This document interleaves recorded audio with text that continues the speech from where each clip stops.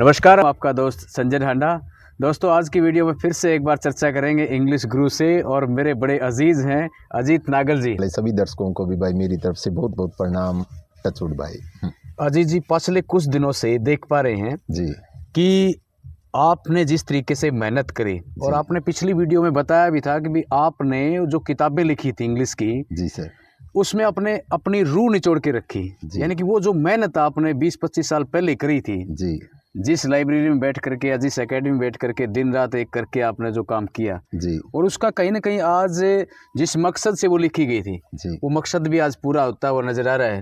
यानी कि वो जो मेहनत आपने की थी, वो किस तरीके से मतलब आज रंग लेके आई है, जिस तरीके से। क्योंकि देखो, सोशल मीडिया में बड़ी ताकत है। यानी कि कह सकते हैं कि भाई अब हंसी हंसी में आप इंग्लिश सीख जाएंगे, और ये गारंटी है अजीत नागल जी की, बिल्कुल। अगर आप तरीके से स्टेप टू स्टेप उन चीज़ों को कवर करेंगे तो।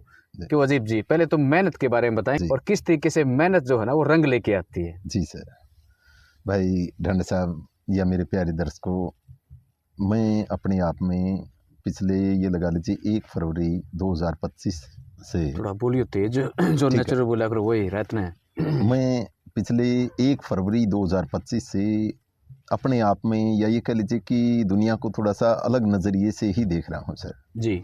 नज़रिए का मतलब ये है कि मेरे को इतना एहसास हो गया कि मैं तो एक माध्यम हूँ। बिल्कुल बिल्कुल। मैं टोटली माध्यम हूँ भाई, और शायद हम सभी ही माध्यम हैं। मैं क्या, हम सभी एक माध्यम है।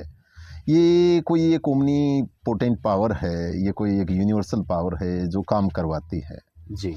सबसे पहले तो मेरे को एक वो जॉन मिल्टन वाली लाइन याद आती है कि उसने कहा था कि इट्स नेवर टू लेट।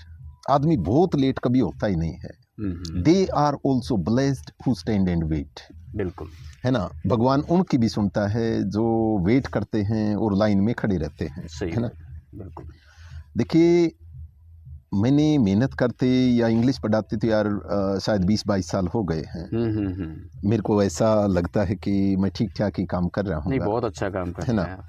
पर पिछले कुछ दिनों से कुछ अजीब सा महसूस हुआ है यार, एक गजब का महसूस हुआ है।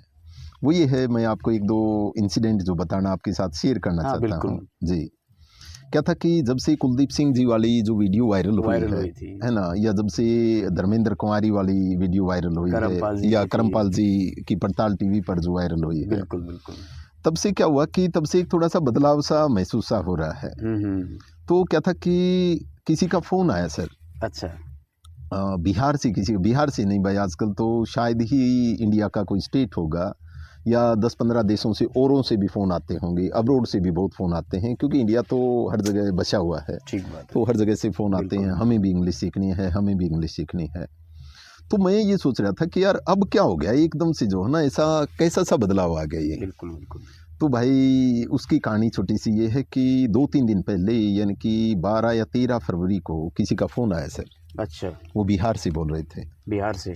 उनका एक्सेंट जो था वो भी भोजपुरी एक्सेंट था, और वो कहने लगे, सर हमने आपका वीडियो सुना था, हमें बहुत अच्छा लगा सर, है ना, आप और भी वीडियो बना देना सर, ताकि हम सुन लें उसको। सही बात है। ढंड साहब, मेरे को हंसी आ गई।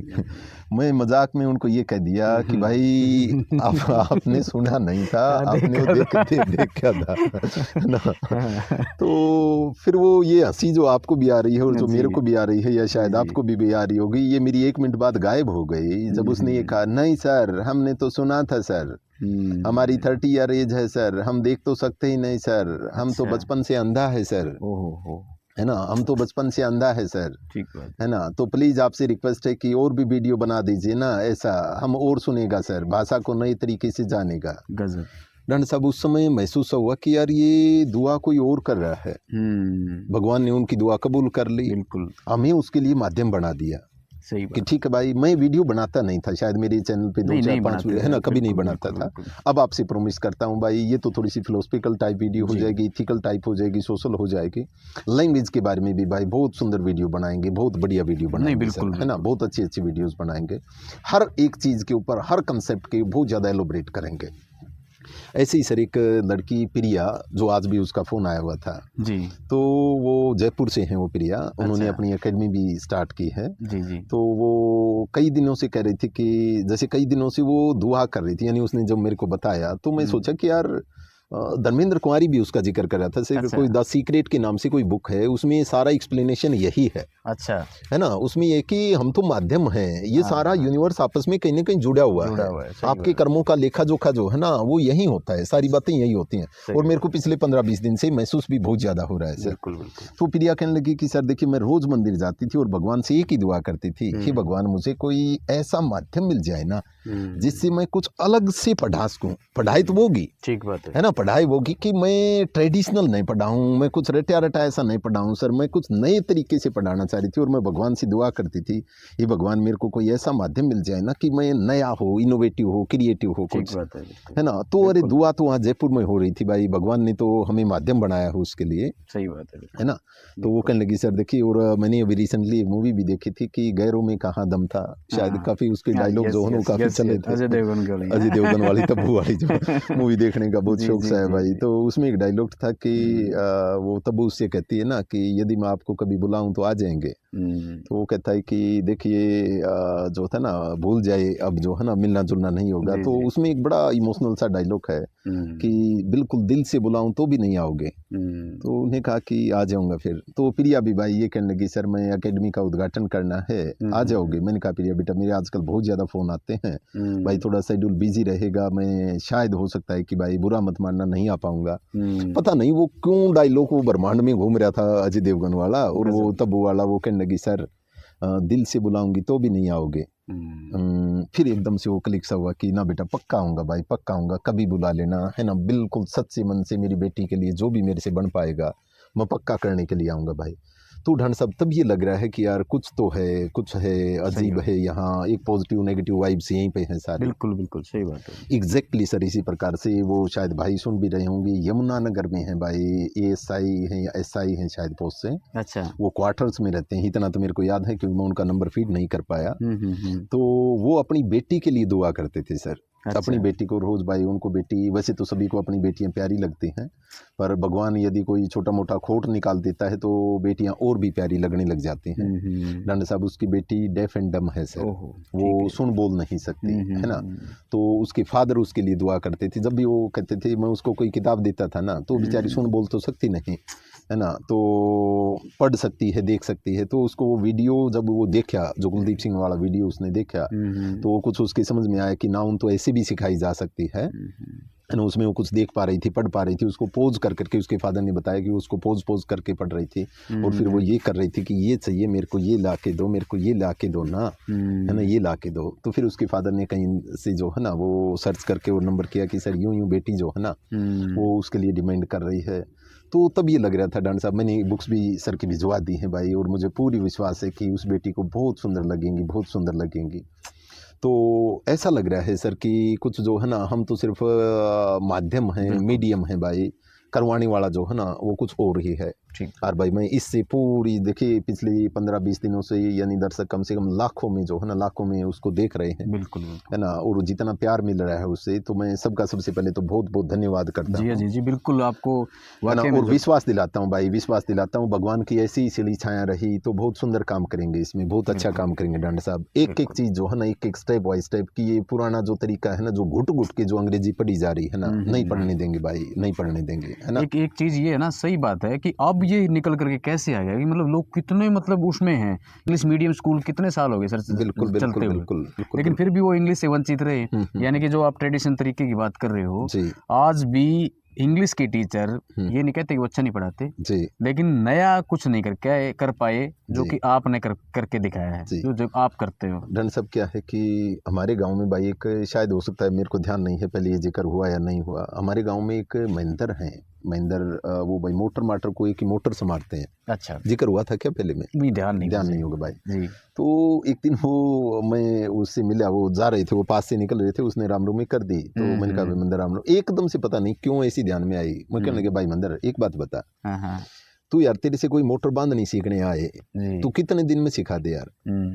तो चलता है वो बता रहा था, भाई मास्टर जी देख बात ये है, जो लगन वाला बालक हो तो 6 महीना में सिखा दो, नहीं तो साल में तो भाई बिल्कुल है ना पक्का बहुत गजब की बांधनी सिखा दो। अच्छा, तो तब ये लगा कि यार देखिए, एक साधारण आदमी या बहुत ज़्यादा एजुकेटेड नहीं होते हुए एक कला किसी को 1 साल में ट्रांसफ़र कर देता है। कर रहा है, और यार इंग्लिश सिखाने वाले 12-12 साल लग जाते हैं। बिल्कुल 12 साल में भाई किसी को 12 लाइन लिखनी नहीं आती हैं। सही बात है। यदि 12 साल में भी यदि कोई, चाहे उसमें मैं ही क्यों खुद ना हूं, की है ना, खुद की 12 लाइन खुद देख की के बात। ये जो हम है ना, सुन एक के भाई देख करके नहीं, पढ़ है ना, करके नहीं, सही बात। दुनिया में इस पढ़ाई को पढ़ाई माना ही नहीं जाता है। ठीक। आप कभी भी फिनलैंड का एजुकेशन सिस्टम देख लेना, या कभी फोन का एजुकेशन, जो डेवलप्ड कंट्री का एजुकेशन सिस्टम देखना, उसमें याद करने को पढ़ाई नहीं माना जाता है। ठीक बात। हम सभी ये मान बैठे हैं कि पर्सन याद कर लिए नहीं, तो इसका मतलब ये शाना हो गया, इसने कुछ पढ़ लिया। भाई कुछ नहीं पढ़ा उसने। जब तक आप हमारी भाषा में, हम जब तक हम अपनी भाषा में कुछ एक्सप्रेस नहीं कर सकते ना, वो पढ़ाई नहीं है भाई। क्रिएटिव कुछ गूंगा बना रही है ये पढ़ाई, जो है ना, गूंगा बना देती है। ठीक है ना। कितनी एक शर्म सी की बात नहीं है यार, कितनी शर्म सी की बचपन में कि वो पोएम याद, वो एक एप्लीकेशन याद कर लो यार, यस, है ना, कि इस प्रकार से फी कंसेशन की एप्लीकेशन याद कर लो, है ना, कि इस प्रकार से रिस्पेक्टेड सर या dear sir, I beg to say that I am the student of 5th class, my father is a labourer and he can't pay my fees, so please give me fee concession.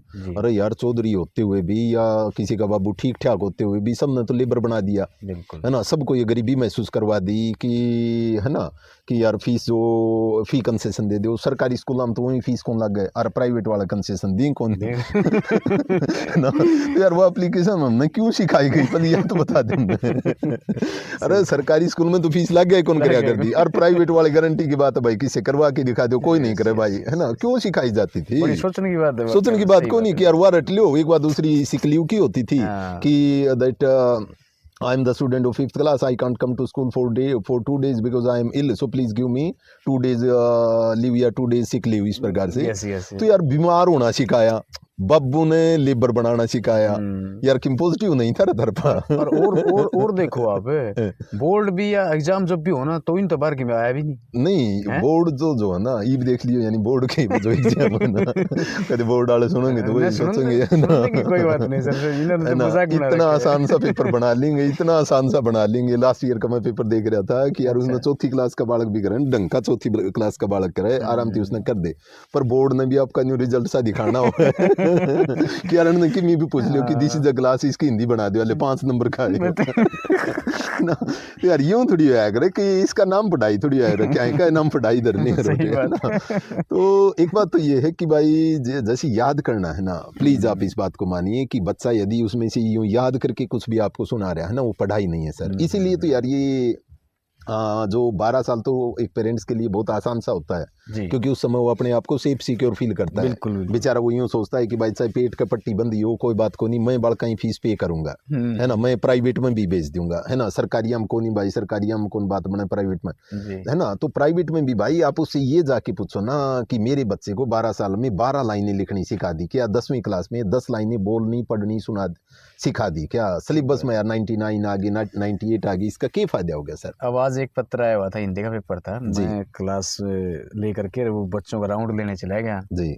उसमें पत्र में ये लिखा हुआ था कि एक तो था भाई चरित्र प्रमाण पत्र लेने हेतु प्रधानाचार्य को पत्र लिखो, हिंदी का पेपर था, वो इंग्लिश में भी सेम आते हैं। दूसरा था भाई मित्र को अपना ना पत्र लिखना है, और उसमें ये कहना है कि सुबह की सैर के लिए, तो कैसे कन्विंस करना है, क्या अपना फायदे बताने हैं। बच्चे दोनों में चक्कर खा गए, ना तो चरित्र प्रमाण पत्र का पता चला और ना ही नहीं मित्र को कैसे पत्र लिखेंगे अगले के, ये कभी सिखाई नहीं गई टीचर ने। तो मतलब बड़ी शर्म की बात लगी भाई। ये सर कि समय के साथ जो है ना यार, सब क्या तो बदलाव हो गया, सब किम बदल लिया यार, 20 साल में सब किम बदल लिया। जब मैं रोहतक रहता था ना, ईमानदारी से मैं सोचता था कि जब मैं वापस आऊंगा तो मेरे को कुछ भी वो गाइडें वाइडें वहाँ कुछ देखने को नहीं मिलेंगी। ठीक बात, जमाना बदल चुका होगा भाई, सब कुछ में ही तो बदलाव आ चुका था।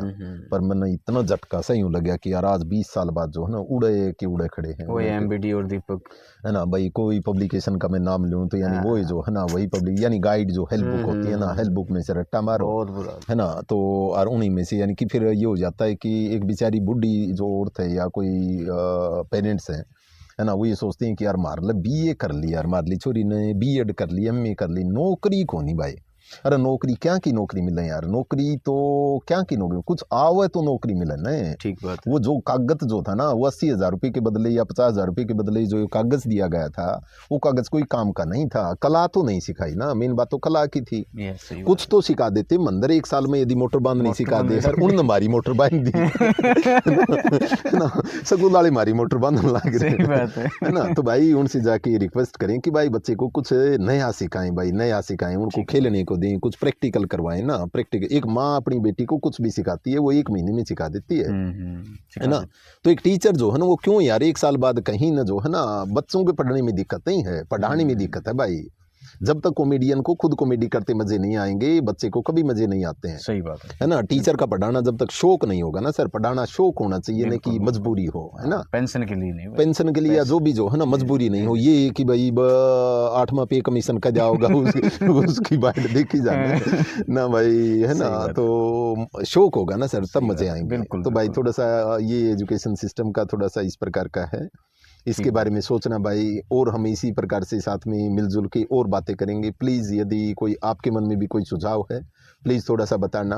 और आपकी मदद करने के लिए अजीत जी ने बड़ा अच्छा काम किया, जो मेहनत उन्होंने की थी। हालांकि वो किताब किस तरीके से लिखी गई होंगी, किन परिस्थितियों में लिखी गई होंगी, और आज उन किताबों का पूरे देश भर में नहीं बल्कि विदेशों तक के फ़ोन भी आते हैं सर के पास, और भाई पोस्टर भेज भी रहे हैं। बड़ा अच्छा लगता है, और बहुत मेहनत जो आपने की थी भाई, रूह निचोड़ के रख रखी है ना। तो वो वाकई में सही है। अंजलि एक स्टूडेंट है बहादुरगढ़ से, वो शाम को क्लास में भी जुड़ती है। जी। कई बार वो सच्ची बात है सर, वो जीप पे सरस्वती बैठी होती है ना, वो सच में बैठी होती है। कल वो बातों में ये कहने लगी कि सर मुझे आपकी बुक्स मंगवानी है, तो आप मुझे क्या करना होगा। अच्छा। तो मैं फिर वो कहने लगी सर मैं दिन में तो घर पे नहीं मिलूंगी, क्योंकि मेरे को लाइब्रेरी में जाना होता है सर। मैं MDU जो अपनी है महर्षि दयानंद यूनिवर्सिटी की लाइब्रेरी है, वहाँ से मैं MLib कर रही हूँ सर। अच्छा। और तो वहाँ जाना होता है, तो दिन में तो मैं वो पोस्ट वाला देने आएगा तो मैं ले नहीं पाऊंगी। अब देख भगवान ने क्या वो सीक्रेट वाली बात वहाँ से शुरू करके यहीं पर ख़त्म करते हैं। तो मैं कहने लगा अच्छा आप लाइब्रेरी में जाते हैं। हाँ। लाइब्रेरी में जाती हूँ सर।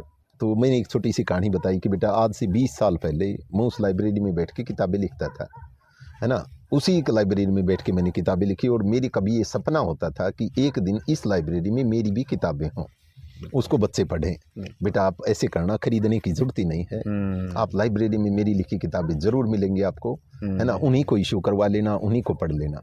आज जब वो क्लास में आई हुई थी तो वो दिखा रही थी, देखो सर ये ले आई, देखो सर ये ले आई, है ना। अच्छा लगता है भाई, बहुत अच्छा लगता है। मैं आपके साथ रहूँगा भाई, है ना। ऐसे ही आपकी दुआएं बनाए रखें, है ना। तो मेहनत करेंगे भाई, इसमें मेहनत करेंगे सर, है ना। तो आज की वीडियो में इतना ही कर लेते हैं शायद मेरे हिसाब से। फिर मिलेंगे एक नई वीडियो में एक नए विषय के साथ, नए विषय के साथ, है ना। तो तब तक के लिए आप सबको धन्यवाद सर, धन्यवाद, नमस्कार सर।